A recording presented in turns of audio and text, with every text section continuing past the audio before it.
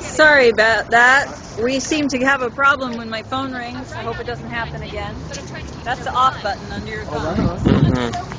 My previous misconception for lack of understanding. Okay. So in the word, it's Okay, are you ready? Right on. So now this is a Visual TV, some protesting against ban, no, protesting against ban, camping ban? Okay, but we are now extending, how do you say, cooperating, helping each other. Yes. There's a Best management amazing of person here, and let's interview. We are extending all oppression and everything system trouble. Hi. Hi. Hi. So what would you like to say to the Ustream? Like to say today I'm promoting Half the Sky, which is a project started by Nicholas Kristof from the New York Times, who actually went to Portland State University. Cool. So he's a Portland guy, and his partner is Cheryl Wu Dun, who's from China, and they deal with development issues as they affect women in terms of child trafficking, human trafficking, labor abuses, slavery.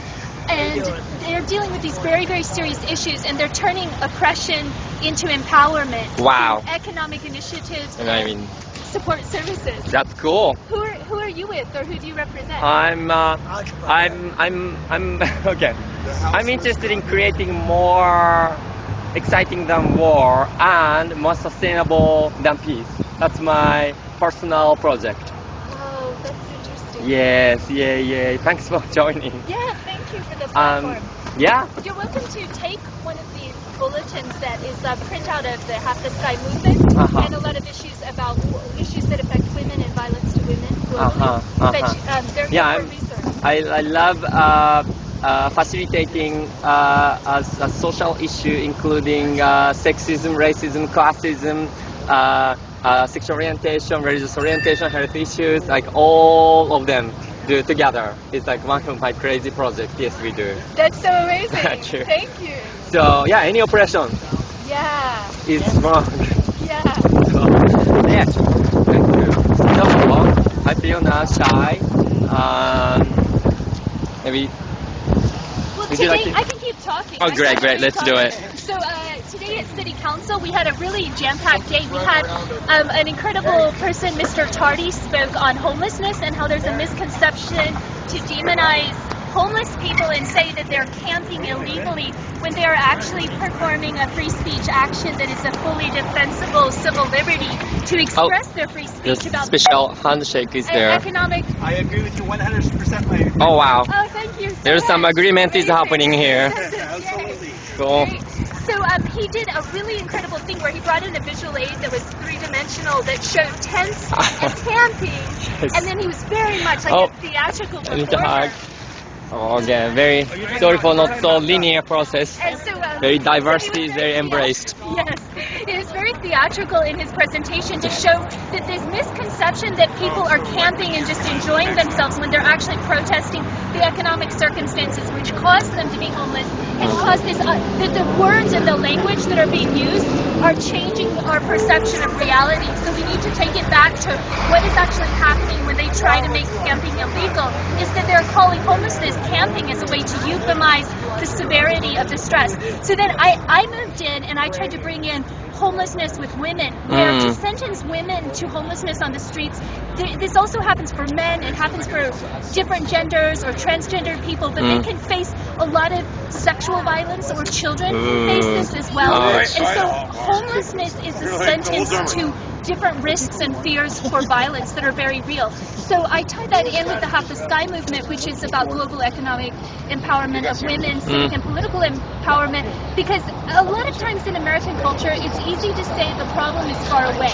Like the problem is in India or the problem is in China, but we have a problem right here on our Right here, right now. There's about 5-6 people here, so we do have same problem here. Yeah. Oh wow. How do we work on that? We have to make change Really? for all of us, not just for the rich. Okay. Wow. The rich have it easier. Was that too strong intervention? Okay, now I mean, like is that oppression? Any oppression happening right here, right now? Any oppression? Oh yeah. We're sitting out on the streets. And Oh. we have a place to stay. Well, what would we need basics? We would need showers and art supplies in a center, like maybe right there. Right there? So Oh, wow. everybody can Long go. underwear. Oh, I heard a light lotion. Anybody has light lotion? Absolutely. Like garbage. Garbage? Sexual lubricant. Oh my god. Really? Wait a minute. Oh, but in this moment I noticed the male presence is more, so some sexism is happening around here. You think so? I don't know. Yeah, because I think. There's no sexism. If it is, it's because a lady feels uncomfortable. Oh. But maybe you're providing security. in I'm a trying- sense I'm- to surveil the issue and like see whether or not there's a power imbalance. Yeah, I like awareness-based intervention. Yeah. Nothing. Yeah. Right here, Well, right now. See, for instance, at Occupy, I had a lot of sexual harassment. Oh, Yeah. I'm sorry about I like to that. support Occupy, but there were rapes in a lot of Occupy. Oh, No. oh, no. Just saying yes or no. Yeah, so those are really hard things to discuss, but they're important to discuss. Yeah. so many I understand. Okay, so My sisters were. Yeah. Oh, Yeah. oh wow. That's very. Thanks for speaking very personally. Yeah. Mm. So I was Right.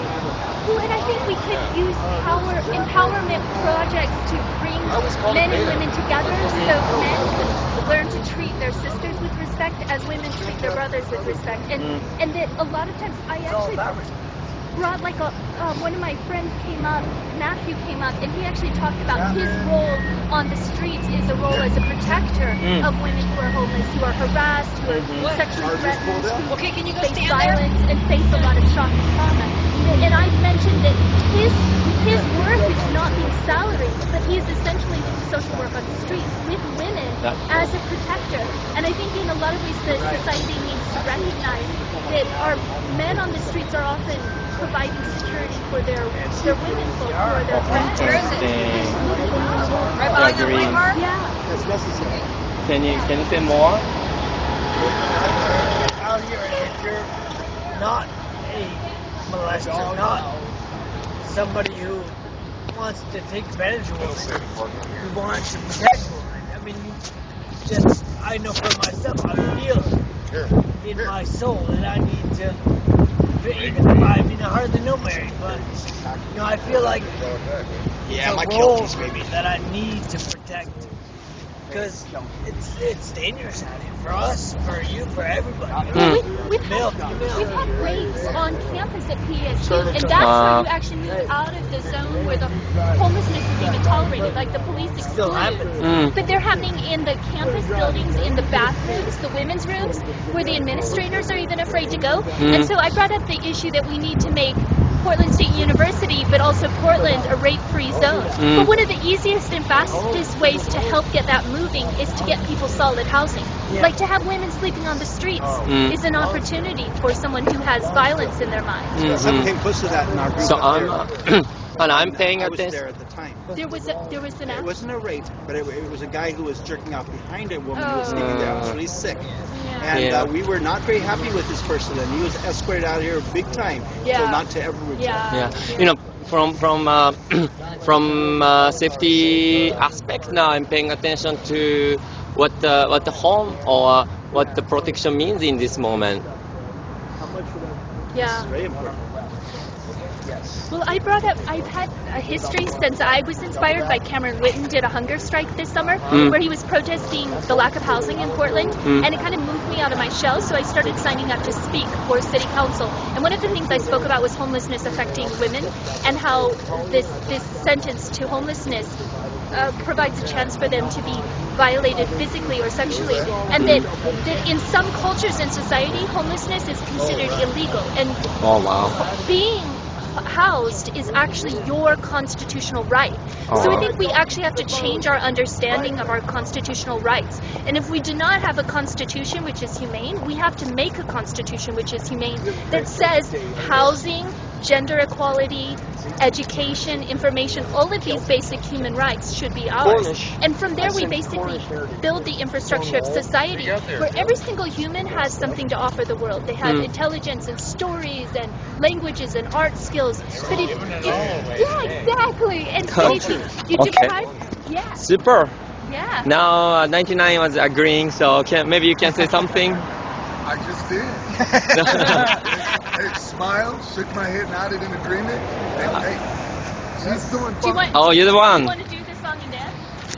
Yeah, oh wow, wow. That's cool. Where's my camera? It's on there. Wow, It's on there. it's amazing. Good job, guys. We are co-creating awareness video. It's good to have culture. So there's some notification of exclusion warning from city of Portland Park.